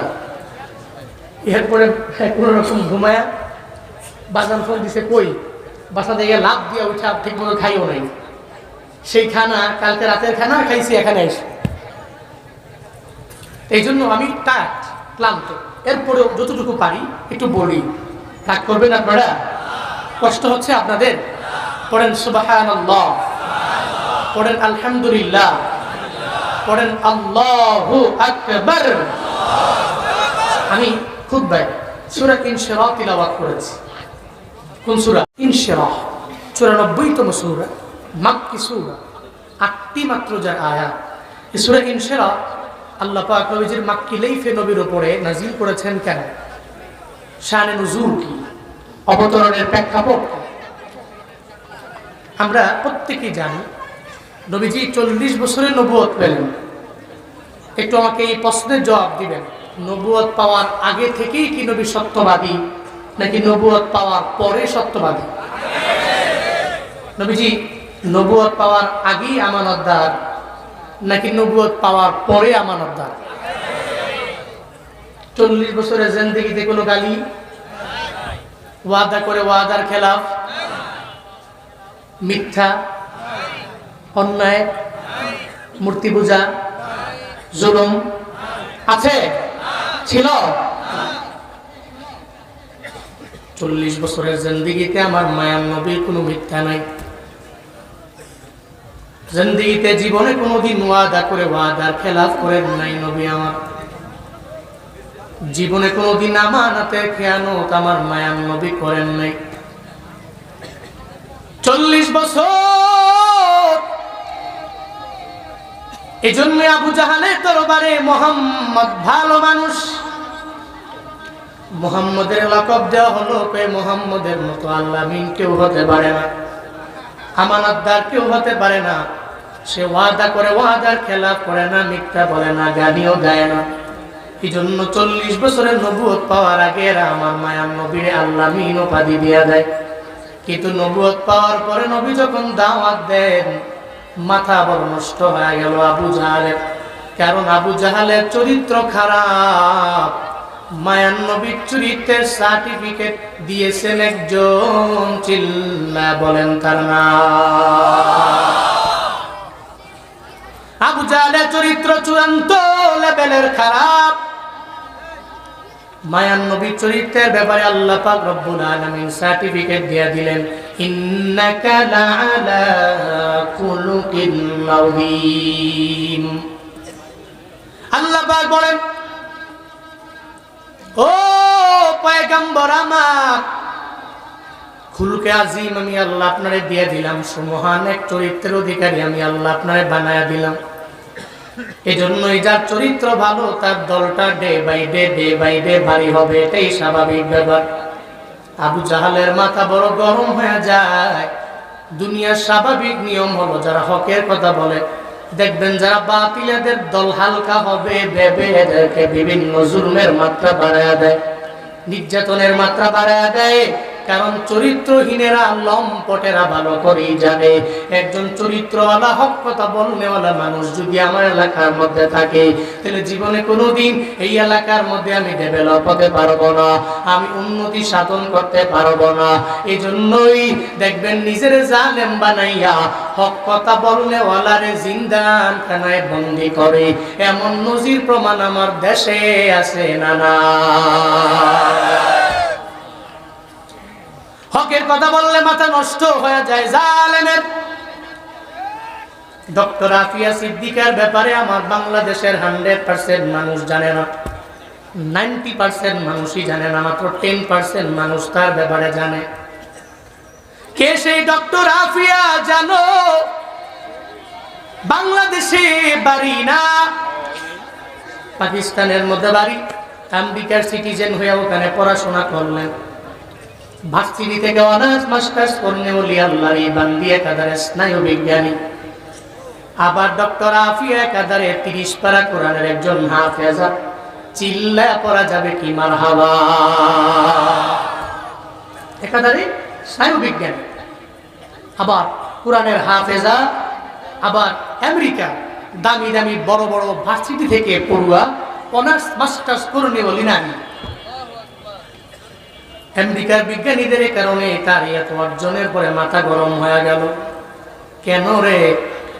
ডক্টর আফিয়া আমগো পরিবেশের থেকে আমগো চরিত্রের মতো হতে হবে। কেন সে হিজাব পরে, কেন সে নিকাব লাগায়? মাথা নষ্ট হয়ে গেল। এজন্যই তারে জিন্দানখানায় বন্দি করা লাগবে। অথচ ডক্টর আফিয়ার মতো ব্যক্তিরা তো ভালো করেই জানে মহিলারা উলঙ্গ হয়ে চললে সম্মান নাই, মহিলারা হিজাব আর নিকাবের মধ্যেই সম্মান খুঁজে পায়, ঠিক কিনা? উলঙ্গ হয়ে চললে সম্মান নাই। সার্জিস আলমের দিকে দেখো, নব্য গণজাগরণের এক নেতা 2 দিন আগে যে বিয়া করলেন এই সার্জিস আলম, চাইলে পারতেন যে আমার অনলাইনে ভালোই প্রচারণা আছে, আমার বউয়ের ছবিটা আমি ছাড়লে ভালো লাইকও পাওয়া যাবে, ভালো ফলোয়ারও আসবে, আমার বউ মানুষ দেখবে, এই চিন্তা নিয়ে সারে নাই। এমন একটা আল্লাহর বান্দি বিয়া করলেন কোরআনের হাফেজা, এমনকি তার নামটা পর্যন্ত অনলাইনের মধ্যে ঘোষণা করা হয় নাই। সার্জিস আলমরা ভালো করে জানে পর্দার মধ্যে আমার বউরে রাখলে আমার ঘরের মধ্যে রহমত আসবে, বরকত দিয়ে আল্লাহ পরিপূর্ণ ভরপুর বানায়া দিবে। এরা জানে রে, কারণ গায়রতলা স্বামীরা নিজের বউ নিয়ে অনলাইনের মধ্যে ব্যবসা করতে পারে না। একমাত্র যাদের ভিতরে গায়রত নাই, ব্যক্তিত্বহীনেরাই নিজের বউরে অনলাইনে আনতে পারে, ঠিক কিনা? বউ আমার বড় সুন্দরী, আমার বউ আমার ঘরের মধ্যে থাকবে, আমি দেখবো, কেউ দেখতে পারবে না। এটা গায়রতলা স্বামীর এটাই কথা, এই জন্য সে তার বউরে অনলাইনে আনতে পারে না। ও আল্লাহর বান্দারা, এই সার্জি শাহলাল থেকে তুমি শিক্ষা নাও। তুমি যে বিয়ে করার পরে বউয়ের ছবি ফেসবুকের মধ্যে দাও, ইউটিউবে দাও, আবার এখন থেকে ট্রেন্ডিং আমার দেশের মধ্যে হয়ে গেল। যখন থেকে নিজের ভিডিও মানুষ বেশি দেখে না, তখন এটা বিয়া করে বউটারে ঘরের মধ্যে আনে, এরপরে দুইজনে মিল্লা ভিডিও বানায়, আর এই ভিডিও মিলিয়ন ভিউজ হয়। ও মনে মনে ভাবে এটাই তো আমার ইনকামের প্রথম জায়গা, প্রথম খাত। কয়েকদিন পরে আবার একটা বাচ্চা আসে, এরপর এই বাচ্চাটার প্রতি মাসে মাসে বার্থডে উদযাপন করে। এমন কাপল ব্লগার আমগো দেশে আছে নানা। স্পষ্ট বউ ব্যবসায়ী আছে নাই? কিন্তু গায়রতহীনরা এটা করতে পারে, যার ভিতরে বিন্দু মাত্র পরিমাণ ব্যক্তিত্ব নাই, যার ভিতরে ব্যক্তিত্ব আছে, সে জীবনে কোনোদিন তার বউকে অনলাইনে আনতে পারে।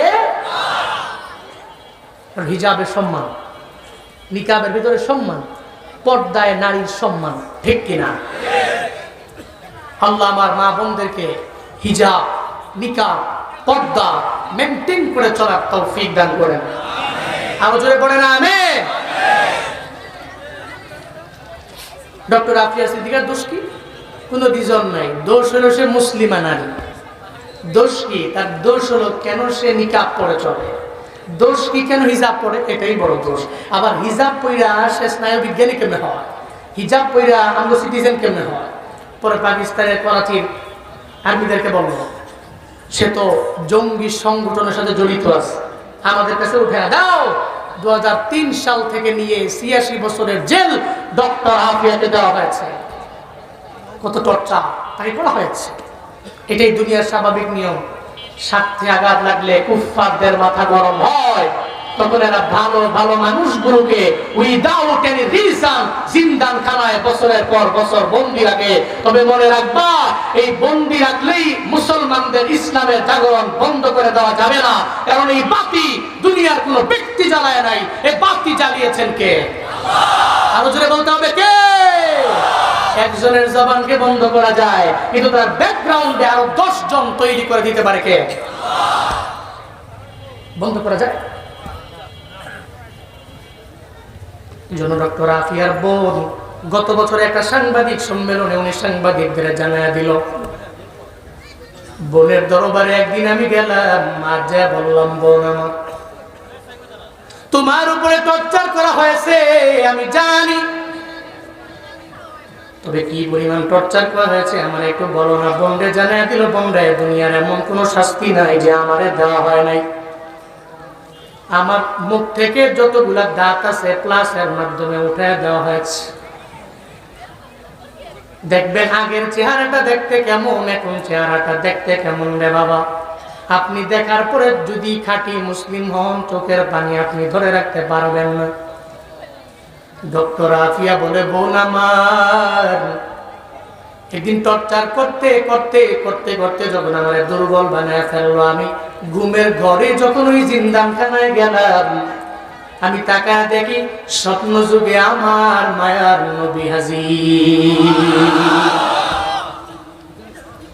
ডক্টর আফিয়া বলে, আমি বললাম, ও পয়গম্বর, কি দুঃখ আমার কপালে, কোনো কারণ নাই, কোনো কারণ ছাড়া এই জিন্দানখানার মধ্যে আমার বন্দী করে দেওয়া হলো, কোনো কি কারণ আমার, কি দুঃখ আমার? মায়ার নবী বলছে, আফিয়া, দুঃখ তো আমি তোমার জন্য করি না, তোমার কপালে দুঃখ না, দুঃখ আমার 200 কোটি উম্মত মুসলমানের জন্য, যারা আজ পর্যন্ত ডক্টর আফিয়ার পাশে দাঁড়াইতে পারে নাই। জুনায়েদ আল হাবিব গোপালগঞ্জের কাশিয়ানীর বেশপুর থেকে বলে গেলাম, রে বাপ, হাসরের ময়দানে ডক্টর আফিয়া যদি দাঁড়ায় যায়, আল্লাহকে যদি বলে, আল্লাহ গো আমার কোনো অন্যায় নাই, কোনো অপরাধ আমার নাই, কোনো অপরাধ ছাড়া আমার জিন্দানখানে এতটা বছর আমারে টর্চার করলো, আমারে শাস্তি দিয়ে দিল, 200 কোটি মুসলমানের 57টা মুসলিম রাষ্ট্রের শাসকেরা আমার পাশে দাঁড়াইতে পারে নাই। আল্লাহর কসম একবার, আল্লাহর কসম দুবার, শতবার করে বলে গেলাম, রে বাবা, ওদিন যদি বিচার দেয়, আমরা সবার জবান বন্ধ হবে, একটা জবাব আমরা দিতে পারবো না, ঠিক কিনা? ডক্টর আফিয়া সিদ্দিকার মতো ইমানদার হইও। এমন ইমানদার হতে গেলে দেখবা হকের কথা বললে তোমার ব্যাকগ্রাউন্ডে অনেক দুশমন দাঁড়ায় যাবে। মায়ার নবী 40 বছর পর্যন্ত ভালো, এরপরে আমার মায়ার নবী তাদের কাছে আর ভালো না। নবীজি দাওয়াত দিতে লাগলেন, আবু জাহাল উতবা সাহেবরা আমার নবীর কথাও শুনতে রাজি না, বরং কানের মধ্যে আঙ্গুল দিয়ে রাখে। নবী সাহাবায়ে কেরামদেরকে লইয়া যখন আমার মায়ের নবী হেরামের পাশে নামাজের মধ্যে দাঁড়ায় যায়, উটের নারী বুড়িগুলো পর্যন্ত আমার মায়ের নবীর উপরে চাপায়া দেয়। নবীর মনটা বড় খারাপ, চোখের পানি ফালায়া ফালায়া মায়ের নবী কান্না করে উদ্বিগ্ন হয়ে গেল। আল্লাহ কয়, জিবরাইল রে, আমার মায়ার নবী চোখের পানি ফালায়া কান্না করবে, মানতে পারি না। সূরা ইনশিরাহ নিয়ে আমার মায়ার নবীর দরবারে যাও, নবীরে গিয়া জানায়া দাও, চিন্তা করার নবীর দরকার নাই। আমি আল্লাহ যারে চাই তার বক্ষটাকে ইসলামের জন্য আমি আল্লাহ কবুল করে নেই। আমি আল্লাহ যারে চাই না তার বক্ষটা ইসলামের জন্য কবুল হবে না। আলাম নাশরাহ লাকা সাদরাকা ওয়া ওয়াদা'না আনকা ওয়িজরাক আল্লাযী আনকাযা যাহরাকা ওয়া রাফা'না লাকা যিকরাক। চিল্লা পড়া যাবে আল্লাহু আকবার, আরো জোরে আল্লাহু আকবার। আল্লাহ পাক বলেন, আলাম নাশরাহ, আমি কি প্রশস্ত করে দেইনি, লাকা সাদরাক, আপনার জন্য আপনার বক্ষ আমি আল্লাহ কি প্রশস্ত করে দেইনি? কে প্রশ্ন করেন? কে প্রশ্ন করেন? কারে করেন? বুঝলেন? আল্লাহ প্রশ্ন করছেন, আমি কি আপনার জন্য আপনার বক্ষটাকে প্রশস্ত করে দেইনি? কিন্তু ব্রড মাইন্ড, আপনার এই সিনা থেকে, আপনার এই বক্ষ থেকে আমি ছিঁড়ে ভিতর থেকে হৃদয়টাকে বের করেছি। কেউ বলেন 2 বার, কেউ বলেন 3 বার, কেউ বলেন 4 বার, যেটাকে বলা হয় শক্কে সদর, শরহে সদর। 4 বছর বয়সে আল্লাহ নবীর কাছে পাঠিয়েছেন প্রথমে, এরপরে মেরাজে নেওয়া হয়। কোন সময়? মেরাজে নেওয়া হয়। জিব্রাইল এবং মিকাইল দুইজনে আসছেন, আয়েশা নবীর ঘুম থেকে জাগায় উম্মে হানির ঘর থেকে নিয়ে বের করে হেরেমের পাশে বসায়া হাতিমে কাবার পাশে নবীর ভিতর থেকে বক্ষটা ছিঁড়া ভিতর থেকে হৃদয়টাকে বের করলেন। বের করে একটা পেয়ালার মধ্যে রাখলেন, আরেকটা পেয়ালায় ঈমান আর হিকমত রাখলেন। এক পেয়ালায় বক্ষ থেকে বের করে হৃদয়টাকে রাখলেন, আরেকটা পেয়ালায় রাখলেন ঈমান আর হিকমত। আরে ঈমান আর হিকমত রাখলেন কেমনে? যদি মনের মধ্যে প্রশ্ন জাগে, তাহলে ঈমান তো ধরা যায় না। ধরা যায়? ছোঁয়া যায়, স্পর্শ করা যায় না। হিকমত ধরা যায় না, ছোঁয়া যায় না, স্পর্শ করা যায় না। এটা খুইলা বাটির মধ্যে রাখলেন কেমনে? গোপালগঞ্জের মানুষের মধ্যে যদি প্রশ্ন জাগে, তাহলে উত্তর হবে, আপনার জ্বর উঠে না? জ্বর উঠলে জ্বর কি দেখা যায়? ছোঁয়া যায়? ধরা যায়? ডক্টরের কাছে যাওয়ার পরে ডক্টর জানায় দিল থার্মোমিটার লাগায়, এই তোমার বডির মধ্যে 98 ডিগ্রি, 99 ডিগ্রি, 100 ডিগ্রি সেলসিয়াস তাপমাত্রা, এতটুকু জ্বর তোমার বডির মধ্যে আছে। তাহলে জ্বর দেখাও যায় না, ছোঁয়াও যায় না, ধরাও যায় না। থার্মোমিটার লাগাইলে বলা যায় বডির মধ্যে কি পরিমাণে জ্বর আছে। গোপালগঞ্জের মুসলমান ঈমান ধরাও যায় না, ছোঁয়াও যায় না, স্পর্শ করাও যায় না, হিকমত ধরাও যায় না, ছোঁয়াও যায় না, ধরাও যায় না। তবে আল্লাহর এমন কিছু ওলি আছে রে, চেহারা দেখলেই বলতে পারে তার ঈমান কতটুকু আছে, হিকমত কি পরিমাণে আছে। আউলিয়ায়ে কেরাম সারা জীবনে কোনোদিন এটাকে কেউ মাপতে পারবে না, ঠিক কিনা? আউলিয়ায়ে কেরাম সারা কেউ মাপতে পারবে না। তো বলতেছিলাম, ঈমান আর হিকমত রাখলেন, হৃদয়টাকে রাখলেন পরিষ্কার করে জমজমের পানি দিয়া ধুয়া নবীর ভেতর থেকে সমস্ত ময়লা রক্তপিণ্ড বের করে যে সিনা চাঁদ করেছেন। আল্লাহ সূরা ইনশিরাহ 1 নম্বর আয়াতে সেটা বলেছেন, আমি কি আপনার বক্ষটাকে ইসলামের জন্য প্রশস্ত করে দেইনি? চিল্লায় কি পড়া যাবে মারহাবা? আরো জোরে পড়া যাবে সুবহানাল্লাহ। আমি আপনার বক্ষটাকে প্রশস্ত করে দিয়েছি। ফামান ইউরিদিল্লাহু আন ইয়াহদিয়াহু ইয়াশরাহ সাদরাহু লিল ইসলাম। আল্লাহ পাক বলেন, আল্লাহ যারে চায় হিদায়াত দিয়া দিবে, ইসলামের জন্য কবুল করে নিবে, ইসলামের পথে তারে প্রতীক বানিয়ে দিবে। আল্লাহ তার কলবটাকে, তার অন্তরটাকে, তার বক্ষটাকে আল্লাহ পাক প্রশস্ত করে দেয়। চিল্লায় পড়েন সুবহানাল্লাহ। হযরত বেলালের দিকে দেখো, ওই বেলালের দাম আমার মাওলার দরবারে কম না বেশি? কম না বেশি? কিন্তু আবু জাহালের দাম আমার আল্লাহর দরবারে আছে, আছে। উতবার দাম আল্লাহর দরবারে নাই, সাইবার দাম আল্লাহর দরবারে নাই, ওয়ালিদ ইবনে মুগিরার দাম রবের দরবারে নাই। কিন্তু হযরত বেলাল রাদিয়াল্লাহু আনহুর দাম আমার মাওলার দরবারে এত পরিমাণে বেশি নে বাবা। কেন? বেলালের বক্ষটাকে আল্লাহ ইসলামের জন্য কবুল করলেন, আবু জাহালের বক্ষটা আল্লাহ ইসলামের জন্য কবুল করেন নাই। মক্কা মদিনায় উমরা করার জন্য যারা যায়, আপনারা তো দেখলেন রে বাবা, তাওয়াফ করলেন 7 বার, এরপরে গেলেন সাই করার জন্য। সাফা টু মারওয়া, মারওয়া টু সাফা, সাফা টু মারওয়া, মারওয়া টু সাফা, সাফা টু মারওয়া। আপনার 7 বার চক্করের পরে মুআল্লিম আপনারে জানায়া দেয়, এই হাজী 7 বার তাওয়াফ করেছো, এরপরে আবার সাই করেছো, এখন তো মনে হয় ইস্তেনজার একটা চাপ আসছে। কইছে মারওয়া থেকে বের হয়ে একটু দূর গেলি হাম্মাম আবি জাহাল, আবু জাহালের বাড়ি, হেনে গিয়া কয় এবার 1 নাম্বার করেন। মুরব্বী সাহেব জীবনে তো আবু জাহালের কথা কম শোনেন নাই, চাপ আসলে 2 নাম্বারটা আরো আগে ছাড়ে।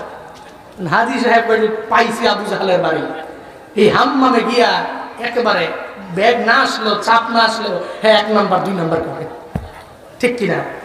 এরপর ওখান থেকে বের হলি একটু দূর গেলে ধরেন ওই প্যান্ডেলের লাশ মাথা, আর এখানে স্টেজ, এখানে ধরেন আবু জাহালের বাড়ি, ওই জায়গাটায় আমার মায়ার নবীর বাড়ি।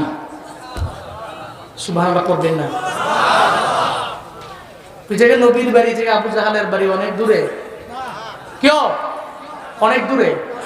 আমি ওখানে যাওয়ার পরে মনে মনে ভাবি, রে বাপ, নবীর বাড়ি আবু জাহালের বাড়ি এত পরিমাণে দূরে না, কিন্তু নবী তো দাওয়াত কম দেন না, আল্লাহ কবুল করে নয়, বিদায় আবু জাহালের কপালে কালেমা নাই। হযরত বেলাল রবের দরবারে কত পরিমাণে দামি হয়ে গেছে, বেলাল রবের দরবারে দামি হয়ে গেছে রে। এত দূর থেকে আইসা কালেমা পড়া মুসলমান হয়া আল্লাহর কাছে বড় সম্মানী হয়ে গেল। এর মানে বোঝা যায় হেদায়েত যার কপালে থাকে আল্লাহ যারে দেয় সে পায়, আল্লাহ যারে দেয় না, যার বক্ষটাকে আল্লাহ ইসলামের জন্য কবুল করে নেন, জীবনে কোনোদিন ওই হিদায়াত নামক দৌলত পাবে না। সারা দুনিয়ার সমস্ত পীর আউলিয়া আইনা যদি পানির মধ্যে ফু দেয়, পানির মধ্যে ফু দিয়া যদি কয় পানি পান করে নাও, হেদায়েত পাবে না যদি আল্লাহ না দেয়। আর আল্লাহ যদি দেয়, কোনো পীর লাগবে না, কোনো বুজুর্গ লাগবে না, কোনো আলেম লাগবে না। আল্লাহ যদি দেয় তাহলে জুনায়েদ জামশেদের মতো হয়ে যাবে। আগে গান গাইতো, সিঙ্গার ছিল, গানের সিঙ্গার। আল্লাহ এমন কবুল করে নিয়েছেন, আল্লাহ এত পরিমাণে দামি বানিয়ে দিয়েছে। আজ সারা বিশ্বের সমস্ত মুসলিম রাষ্ট্রের মধ্যে জুনায়েদ জামশেদের দাম আছে না নাই? ওনার নাশিদ শুনে কি শুনে না? রবের দরবারে আল্লাহ দামি বানায় নিলেন, আল্লাহ তার বক্ষটাকে ইসলামের জন্য কবুল করে নিলেন। সূরা ইনশিরাহ 2 এবং 3 নম্বর আয়াতে আল্লাহ নবীকে বলেন, ওয়া ওয়াদানা আনকা উযরাকাল্লাযী আনকাযা যাহরাক। চিল্লায় পড়েন আল্লাহু আকবার, আরো জোরে আল্লাহু আকবার। আল্লাহ পাক বলেন, ওয়া ওয়াদানা, আর আমি নামিয়ে দিলাম, আনকা নবী আপনার থেকে, উইজরক আপনার জিন্দেগীর সমস্ত বোঝা আমি আল্লাহ নামায়া দিলাম। আল্লাযী আনকাযা যাহরাক, যে বোঝা আপনার পৃষ্ঠদেশ পর্যন্ত নয়া দিয়েছিল, ওই সমস্ত বোঝা আমি আল্লাহ আপনার থেকে নামায়া দিলাম। কোন সুবহানাল্লাহ। বোঝা কি? বোঝা হলো নবীর জিন্দেগীতে কোনো গুনাহ আছে? কথা বলে না। আপনারা ঘুমাইতেছেন, রাত করতেছেন, করেন সুবহানাল্লাহ। হইছে না? কোন আলহামদুলিল্লাহ। আরো জোরে চিল্লে আল্লাহু আকবার। নাস্তিকতা নিপাজ্জাত, দিন ইসলাম জিন্দাবাদ। নাস্তিকতা নিপাজ্জাত, দিন ইসলাম জিন্দাবাদ। কোটি প্রাণে একই আওয়াজ, খোদার দহি ছাড় পাবে না, এই বাংলায় ঠাই হবে না। মুসলমানরা জেগেছে আজ। জোর কদমে সামনে চলো, বজ্র কণ্ঠে আওয়াজ তুলো, সবে মিলে একই তালে দাও না স্লোগান, নারায়ে তাকবীর, লিল্লাহে তাকবীর, দিন ইসলাম জিন্দাবাদ জিন্দাবাদ। ইসলামেরই জন্য দেশের হয়েছে জন্ম, ইসলামের বিরুদ্ধে গেলে দেশ হবে ভিন্ন।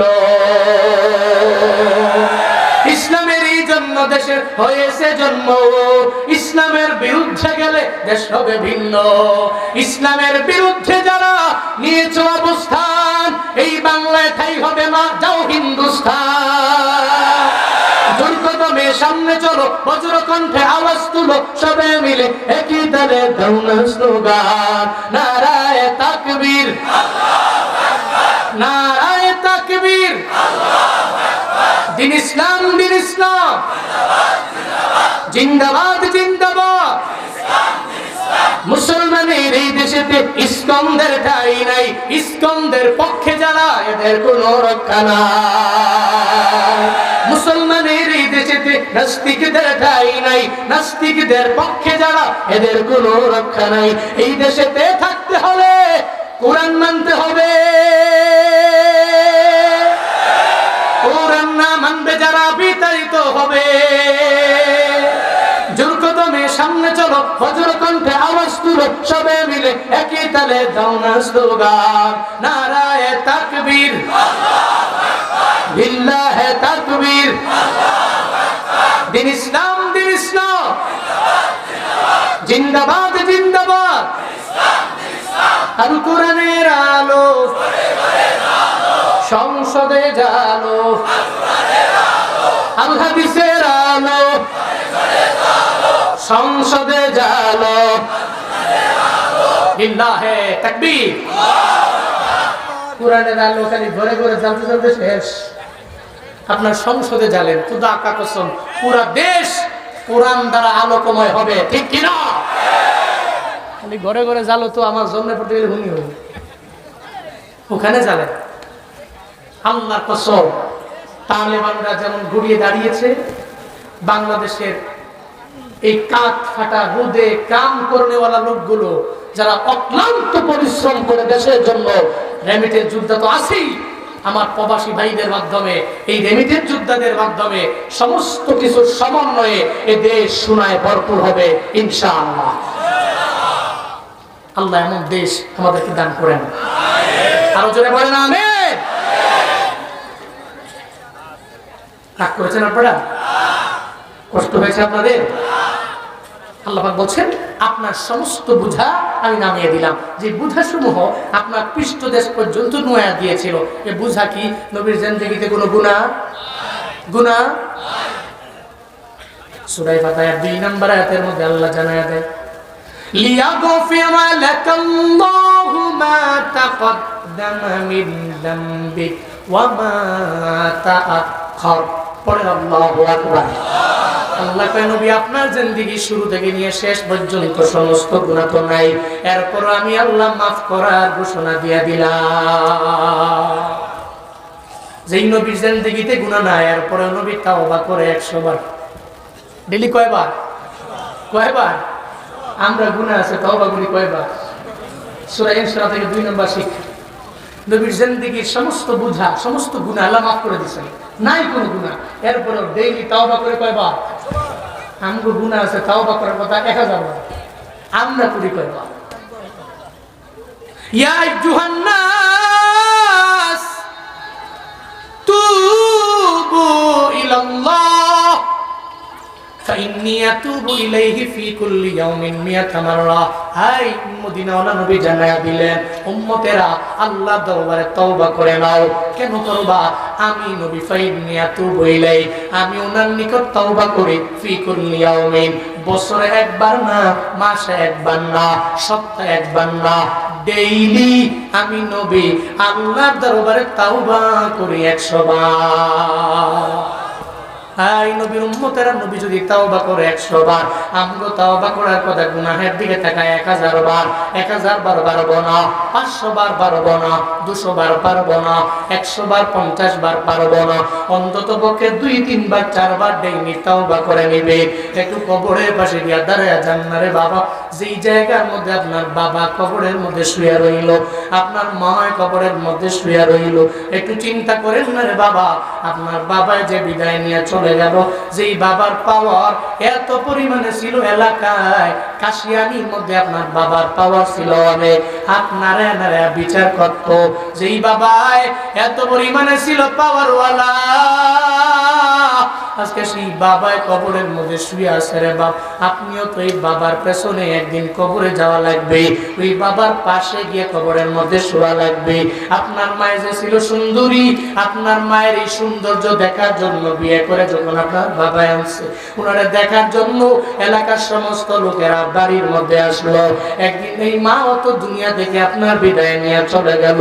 মনে রাখবেন রে বাবা, আপনার দাদার দাদার দাদার দাদার নাম আপনি জানেন না, আপনার নাতির নাতির নাতির নাতির নাতি আপনার নামও জানবে না। এজন্য চিন্তা করে নেন, যেই দুনিয়ার জন্য এত দূরে পাগল পারা হয়ে গেলে নিয়ত করে নেন অন্তত পক্ষে ডেইলি কবরের কথা তওবা ইস্তিগফার 2-3 বার করব, আল্লাহ তৌফিক দান করেন, পড়েন আমিন। 4 নম্বর আয়াতে আল্লাহ পাক বলেন, ওয়া রাফা'না লাকা যিকরাক, নবী আমি আপনার জিকির সম্মান সমস্ত কিছু আমি আল্লাহ বাড়ায়া দিলাম, আপনার জিকির আমি আল্লাহ বাড়ায়া দিলাম, আপনার সম্মান আমি আল্লাহ বাড়ায়া দিলাম, আপনার মর্যাদা আমি আল্লাহ বড় মায়া করে বাড়ায়া দিলাম। গোপালগঞ্জের মুসলমান, একটু আগে যে আমি খুতবা বললাম, ওই খুতবার মধ্যে আল্লাহর নামের পরে নবীর নাম আছে না নাই? আসেনি? বাইতুল মুকাররমের মুয়াজ্জিন আযান দেয়, ওই আযানের মধ্যে আল্লাহর নামের পরে নবীর নাম আছে না নাই? একামতের মধ্যে আমার আল্লাহর নামের পরে নবীর নাম আছে না নাই? তাহলে আল্লাহর যেখানে নাম ওই জায়গায় নবীর নাম, আল্লাহ নবীর দাম বাড়ায়া দিলেন, নবীর জিকির আল্লাহ বাড়ায়া দিলেন, সম্মান আল্লাহ বাড়ায়া দিলেন। আল্লাহ পাক জানায়া দেয়, ওয়া রাফা'না লাকা যিকরাক, আপনার জিকির আপনার সম্মান আমি আল্লাহ বুলন্দ করে দিলাম, কোন মারহাবা। সব সম্মান মর্যাদা আমি আল্লাহ বাড়ায় দিয়েছি। শুধু তাই না, আপনার ঘাম মোবারক, আপনার জিহ্বার লালা মোবারকের দাম আমি আল্লাহ এত পরিমাণে বুলন্দ করেছি। দুনিয়ার সমস্ত মেডিসিন যদি এক পাল্লায় দাও, আর একটা পাল্লায় যদি আমার মায়ের নবীর জিহ্বা মোবারকের লালা মোবারক দাও রে বাপ, দুনিয়ার সমস্ত মেডিসিনের পাল্লা হালকা হয়ে যাবে, আমার মায়ার নবী 1 ফোঁটা লালা মুবারকের দাম এবং পাল্লা ভারী হয়ে যাবে, কোন মারহাবা। আল্লাহ বলেন সবকিছু আমি আল্লাহ তো আপনার জন্য বাড়ায় দিল। فإن مع العسر يسرا إن مع العسر يسرا, নবী হে দুঃখের পরে আমি আল্লাহ আপনার জন্য মহান সুখ রেখে দিলাম, এটাই দুনিয়ার বাস্তবতা। আপনি সুখের সাগরে যাবেন, দুঃখের সাগরে পড়বেন না, হবে না। জুনায়েদ আল হাবিব দুইরেই জুনায়েদ আল হাবিব না, মুফতি আব্দুল কাইয়ুমুল্লাহ আমার বাজান দুইরেই উনি এই পর্যায়ে না। জীবনে কত কষ্ট করেছেন, কাছে থেকে দেখছি, জীবন পরিশ্রম করলেন, কিন্তু আল্লাহ এখন বড় দামি বানিয়ে দিল। কারি আবু রায়হান দুইরেই কারি আবু রায়হান না, জুবায়ের আহমদ তাশরিফ দুইরেই জুবায়ের আহমদ তাশরিফ না। দেখবেন ব্যাকগ্রাউন্ডে দুঃখের অভাব নাই রে বাবা।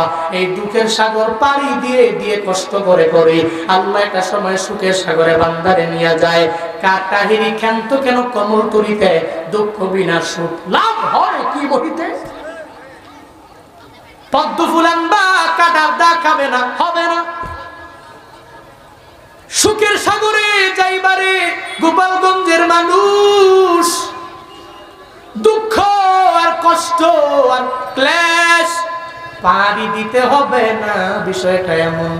আগে দুঃখের সাগর পাড়ি দেও, এরপরে ধৈর্য আর ঈমান নিয়ে যদি অগ্রগামী হয়ে যাইতে পারো, একটা সময় দেখবা সুখের সাগরে তুমি হাবুডুবু খাও, কারণ কষ্টের পরে সুখ আল্লাহ দিবেন, এই ব্যাপারে প্রতিশ্রুতি আল্লাহ দিয়েছেন, ঠিক কিনা? ইন্নামাল উসরি ইউসরা, ইন্নামাল উসরি ইউসরা, নিশ্চয়ই কষ্টের পরে কি আছে? কি আছে? সুমহান সুখ আছে। এজন্য ডিপ্রেশন নাই, হতাশা নাই। আমার জীবনে বিপদ আসলে, মুসিবত আসলে অসুবিধা নাই, আল্লাহ তো আছে। দুনিয়ার সমস্ত মানুষ আমাকে ছেড়ে গেলেও আমার পাশে কে? পাশে কে? সমস্ত মানুষ ছেড়ে গেলেও আল্লাহ আমার পাশে আছে। এই চিন্তা নিয়ে অগ্রগামী হও। কষ্টের পরে আল্লাহ সুমহান সুখের সাগরে আমাকে নিয়ে যাবে। এরপরে ফাইদা ফারাগতা ফানসাব ওয়া ইলা রাব্বিকা ফারগাব। আল্লাহ পাক বলছেন, যখন আপনি দুনিয়াবি লাইন থেকে, দুনিয়াবি কাজ থেকে ফারেগ হবেন, ফানসাব, আপনি কঠিনভাবে ইবাদতে মগ্ন হন। দুনিয়াবি লাইনের কাজ শেষ, তখন তো বসে থাকলে হবে না, ইবাদতে মগ্ন হওয়া লাগবে। এক কথায় ওয়া ইলা রাব্বিকা ফারগাব, আপনার রবের দিকে আপনি ঝুঁকে পড়েন, আপনার রবের দিকে আপনি মনোনিবেশ করেন। আপনি যখন ফারেগ, আপনি যখন অবসর, তখনই আপনার রবের ইবাদতে আপনি ঝুঁকে পড়েন। আল্লাহ নবীরে কেন বললেন? নবী তো এত ইবাদত করতেন, পা মোবারক পর্যন্ত ফুলে যেত। আদেশ দেওয়া নবীরে মানে নবীর সমস্ত উম্মতকে দেওয়া। সমস্ত নবীর উম্মতেরা ফারেগ হয়ে গেলে ইবাদত করবে কার? কার? আর ইবাদত করার মুখ্য সময়টা কোন কাল? নাবালেগ, বুড়া।